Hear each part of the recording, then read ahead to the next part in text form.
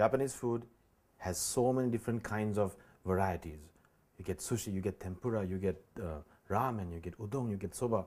But all these cuisine varieties also have another aspect, which are the 4 seasons. So we have breadth and we have depth.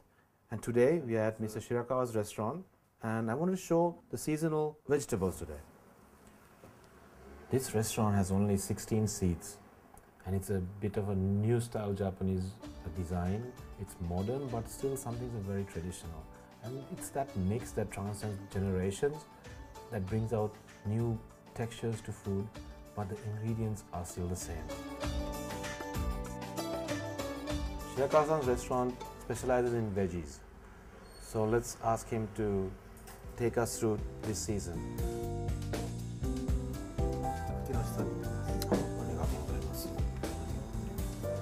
This is a stem of a long leaf called fuki, and it's again seasonal. And this one is simmered with shiso leaf, which I showed you at the sushi restaurant. So let's try some.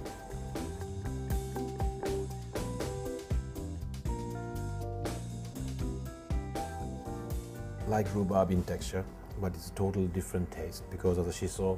It's giving a beautiful, powering minty taste with the salt. It's a great starter for a day like this. It's gloomy outside, it's raining, and this kind of refreshes you. Let's go to the next one. The next dish is a baked bamboo shoot dish. Bamboo shoots this time of the year are tender and just coming out. And this simple dish of baking it is a wonderful way of bringing the sweetness out. The dashi-infused soy sauce also adds to this process. And the numerous times of brushing it and heating it and brushing it and baking it makes this dish simple but rich and earthy in flavor. Although this is a vegetable restaurant, it does not mean food is vegetarian. Japanese vegetable restaurants or vegetables are cooked with katsuobushi stock also, and this plays a bigger role, and it brings out the sweetness, the umami out of the veggies. And here also, having this, using this, shows how great of a restaurant they are.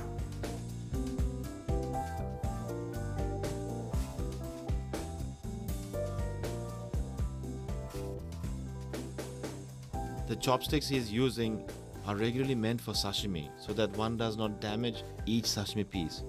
But he is using in vegetables. Wow, that's respecting ingredients.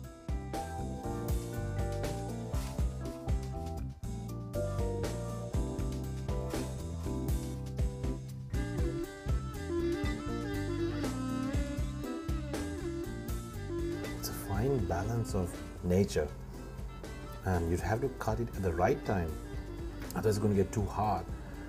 And it's really simple, but it's representative of the season right now. In Japan, the vegetables are uniform in size, symmetrical in all 4 directions, and it's an amazing sight to see. They are packed to meet anyone's requirements from small to large, and to keep the vegetables fresh without damaging them. The loss of ingredients while transportation is minimal in this country. Next to all the ballet of those 3-wheeled buggies and Tsukiji fish market, there is a vegetable wholesale market also. There's another bigger one in Tokyo, but I come to this one because it's at the fish market itself. It's springtime here, and we're just going to see what spring brings out, and I'm going to introduce a few vegetables of the season. First, let me start with morokyu. It's a smaller, slender version of cucumber which goes into kappamaki. But I just want to show the uniformity and the exact size. I mean, all the packs look like this. And chefs around the world, when they come to Japan, they have the most easiest time because everything is so the same. Next, I want to show you radish sprouts, kaiware daikon.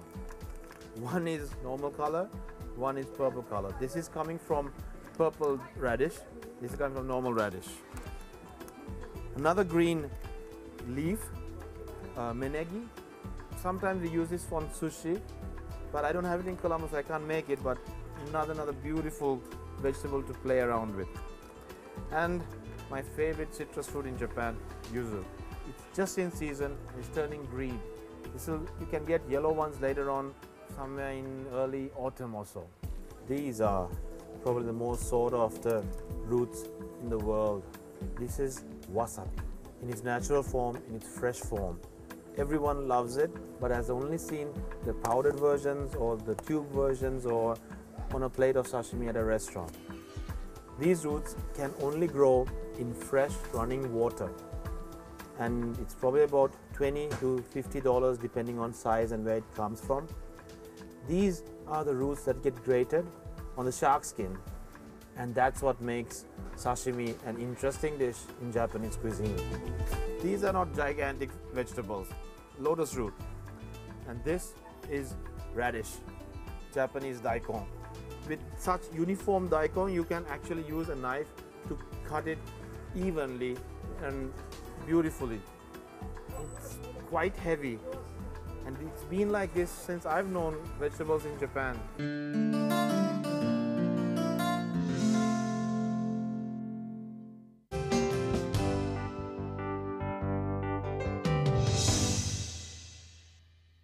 We are back in Colombo, and I'm in one of the suburbs, a beautiful, beautiful pull-up. This place is high in energy, packed with shouting, packed with vendors. There are over 100 vendors here. And a place like this is always inspiring. Today, I think I want to try and make a salad. Something that's all from here, and something that's not a copy of recipes that you'd find in books. But let the vegetable inspire us to make something really nice.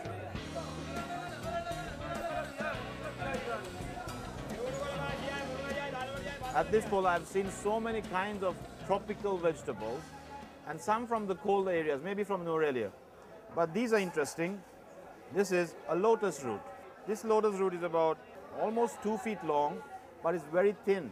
The one in Japan was like this big, but short. So climate changes everything, and water content is really, really important in vegetables. Okra. For me, this annoys me because it's way too big. And if I can find stuff like this small, it's much more nutritional and much more tasty and much more tender.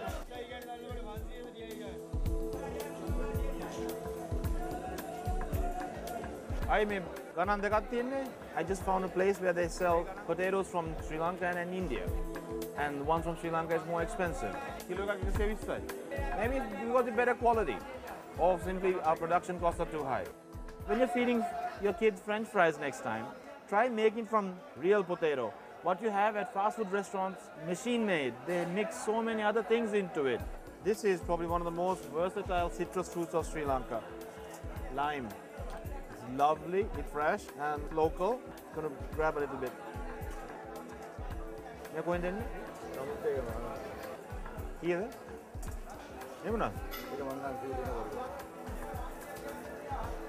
Thank you. This is something very interesting. I just saw it when I was buying the lime earlier. Tiny, tiny, tiny radish with a lot of leaf. And I thought I could make a couple of dishes, not a lot. I'll use the whole radish and serve it as maybe ohitashi. Mega mettara podiyai. Bed gala naha. Ora dalat naha. So these are actually organic. No certification. I just have to take his word for it.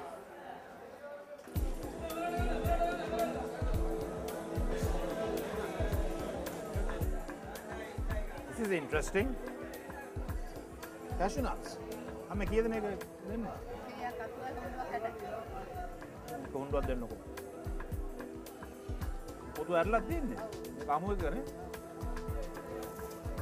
Really nice raw cashew nuts. Something very, very Sri Lankan. And I'm going to use this on top of the salad. Thank you. This is a window of a spice shop. And I'm looking for mustard seeds. I'm not trying to use mustard in bottles and jars. Why would we when we have something that's right here? So let me grab a little bit.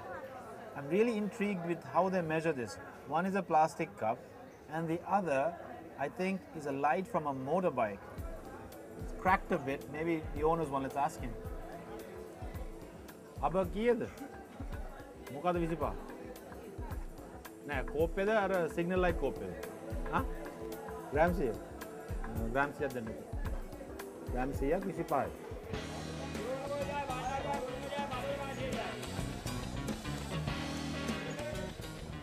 place is packed and buzzing with energy. And it's an inspiration to us all. When you see stuff like this, you should be able to think, imagine, try out different dishes.